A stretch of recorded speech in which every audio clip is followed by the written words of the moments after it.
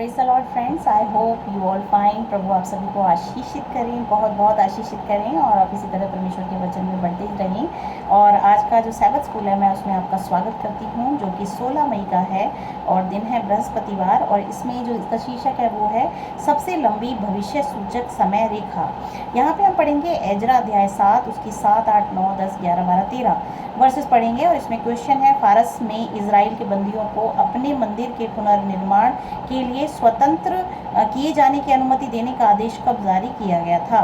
तो ये जो फरमान है ये 457 ईसा पूर्व में फारस के राजा अर्थशस्त्र द्वारा जारी किया गया था। यह आदेश यहूदियों को यरूशलेम के पुनर्निर्माण और मंदिर की आराधना सेवाओं को बहाल करने की अनुमति देने वाले 3 आदेशों में से अंतिम था। यह तीसरा आदेश सबसे पूर्ण था और 2300 दिन वर्ष की भविष्यवाणी की शुरुआत का प्रतीक है। तो 456 BC जो है वो समय है जब से 70 सप्ताह की जो कार्यकाल है वो शुरू होता है। यहाँ पे दानियल अध्याय 9 की 25-26 पढ़ें। यह संपूर्ण भविष्यवाणी काल कब शुरू होगा, ये पदस्थल किन प्रमुख घटनाओं की भविष्यवाणी करते हैं। इस उल्लेखनीय भविष्यवाणी में दानियल ने भविष्यवाणी की कि यरूशलेम को पुनर्स्थापित करने और बनाने की आज्ञा के आने से लेकर मसीहा तक 69 भविष्य सूचक सप्ताह या 483 भविष्य सूचक दिन या शाब्दिक वर्ष होंगे। चूंकि यह आदेश 457 ईसा पूर्व के अंत में जारी हुआ था, 483 वर्ष ईसा पूर्व 27 के अंत तक फैल गए।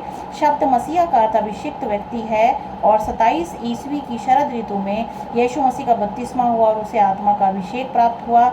अपने बपतिस्मे के बाद यीशु परमेश्वर के राज्य का सुसमाचार प्रचार करते हुए और कहते हुए समय पूरा हुआ गलील में चला गया, जो कि मरकुस अध्याय 1 की 14 और 15 में लिखा है। यहाँ पे प्रभु यीशु मसीह ने कहा कि समय पूरा हुआ, जो 70 सप्ताह का जो समय दिया गया था वो पूरा हुआ और परमेश्वर के पुत्र का आगमन हो गया। 31वीं ईस्वी के वसंत में इस अंतिम भविष्य सूचक सप्ताह के मध्य में अपने बपतिस्मे के 3.5 साल बाद यीशु को सूली पर चढ़ाया गया। बलिदान की यह प्रणाली जो परमेश्वर के मेमने की ओर इशारा करती थी, कलवरी पर मसीह के बलिदान के साथ समाप्त हो गई। प्रारूप को प्रतिरूप का सामना करना पड़ा और अंततः औपचारिक प्रणाली के सभी बलिदान और चढ़ावे बंद हो गए। प्रभु यीशु मसीह के बलिदान के साथ सभी जो चढ़ावे थे वो बंद कर दिए गए। और जो समय अवधि थी जो कि 70 सप्ताह की समय अवधि जो परमेश्वर ने दी थी इजराइलियों को कि उसमें वो अपने पापों का होना बंद करें और परमेश्वर की तरफ मुड़ें, वो समय अवधि बंद हो गई थी और चढ़ावे भी जो प्रभु यीशु मसीह के बलिदान के द्वारा समाप्त कर दिए गए थे। दानियल जो है 25-26 9 की 25-26 27 हम पढ़ें। 70 सप्ताह की भविष्यवाणी का अंत कैसा होगा। 70 सप्ताह की भविष्यवाणी का अंत जो है प्रभु यीशु मसीह के बलिदान के साथ हो गया। 70 सप्ताह या 490 वर्ष। 490 वर्ष कैसे है, मैंने पिछले सैबत स्कूल में बताया था। 490 जो वर्ष हैं वो कंप्लीट होते हैं, वो होते हैं 70 सप्ताह, मतलब 70 को 7 से मल्टीप्लाई करेंगे, एक सप्ताह में 7 दिन होते हैं। 70 को 7 से मल्टीप्लाई करेंगे तो 490 जो है वो दिन आते हैं, जो कि हम दिनों की बात करते हैं तो वर्ष में हम उसे कन्वर्ट करेंगे। 490 वर्ष, 490 वर्ष शुरू होते हैं 456 BC से और जो है 34 AD तक। तो 34 AD में जो है प्रभु यीशु मसीह का बलिदान हुआ, वहाँ तक जो है ये 490 और जो 70 सप्ताह की भविष्यवाणी थी वो पूरी हो गई। और यहाँ पे 490 वर्ष विशेष रूप से यहूदियों को आवंटित 34 ईस्वी में महासभा द्वारा सुसमाचार संदेश को अस्वीकार करने के साथ समाप्त हो गए। और हम देखते हैं कि किस तरीके से परमेश्वर का वचन पूरा हुआ। 70 सप्ताह जो कि दिए गए थे इजराइलियों को वो पूरे हो गए प्रभु यीशु मसीह के बलिदान के साथ।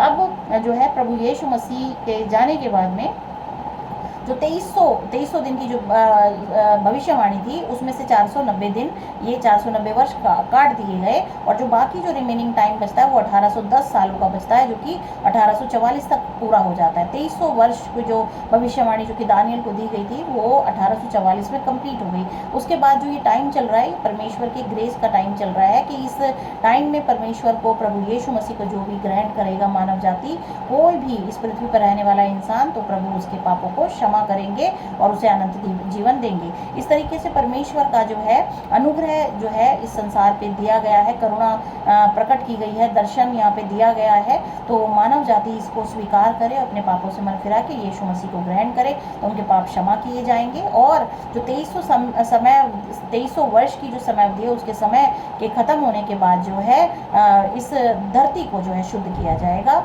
और उसके बारे में जो ये भविष्यवाणी है वो दानियल अध्याय 9, 24, 25, 26, 27 में लिखी है। इसमें लिखा है 2300 वर्ष की भविष्यवाणी में से 490 वर्ष घटाने पर भविष्यवाणी पूरी होने पर 810 साल बचते हैं। यह हमें 844 ईस्वी की ओर ले जाता है। विलियम मिलर और शुरुआती एडवेंटिस्टों का मानना था कि दानियल 8:14 में पवित्र स्थान पृथ्वी थी और उन्होंने मान लिया था कि यीशु मसीह 1844 में आग द्वारा पृथ्वी को शुद्ध करने के लिए आएंगे। लेकिन ये 1844 के बाद जो है अति पवित्र स्थान जो कि स्वर्ग में है, द मोस्ट होली प्लेस में जो है प्रभु यीशु मसीह ने प्रवेश किया है और वो मानव जाति के लिए जो है उनके पापों की क्षमा के लिए जो है वहाँ पे क्षमा मांग रहे हैं। और इस अनुग्रह के पीरियड में जब भी जो भी मनुष्य अपने मन को फिराकर प्रभु यीशु मसीह को ग्रहण करते हैं उनको पाप को क्षमा किया जाएगा और अनंत जीवन दिया जाएगा। तो ज़रूरी है कि हम इन भविष्यवाणियों को जानें और प्रभु को एक्सेप्ट करें और प्रभु की दया करुणा हमारे साथ हमेशा बनी रहती है। तो प्रभु आप सभी को आशीष दें। आमीन।